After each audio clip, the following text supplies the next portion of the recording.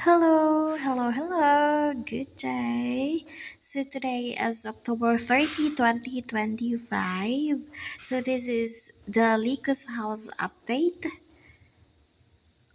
Pumunta ako kaninang bayan. So, bumili ako ng linoleum.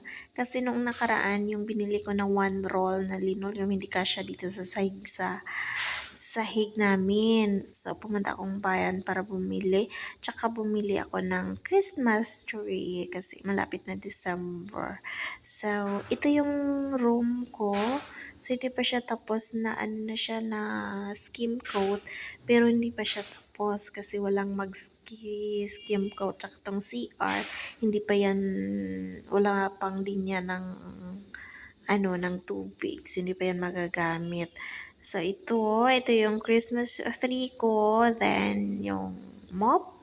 Bumili ako ng mop. Then, itong kwarto na to, sa susunod na kwarto na to, parang ano na siya, budiga. Kasi nilagyan ng tatay ko ng sako ng mga palay. Then, ibang gamit na hindi na magagamit, like semento, dito nilagay. And then, bumili rin ako ng dining set. Kasi, para temporary lang. Kasi, yan lang kaya natin sa ngayon eh. Then, that's my view pag naghuhugas ng pinggan. Yung lababo namin. So, and then, ito yung CR. So, pwede na siya magagamit. May tubig na dyan. So, bali yung water, galing yan sa hose, galing kabilang bahay. Sa bahay na nila nanay at tatay. So, pwede na yung gamitin.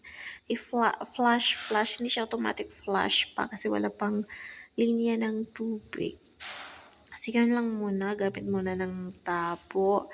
Then, tong kwarto na to, ang pangatlong kwarto, na kabitan na siya ng linoleum. And that's the view sa likod bahay. Wow, so beautiful. Okay, so yan lang muna sa ngayon. Yan lang muna ang makakaya natin paunti-unti lang. So, next time naman yung kisame at saka yung tiles pag nakaluwag-luwag na, pag pwede na mag-loan ulit. Bye-bye!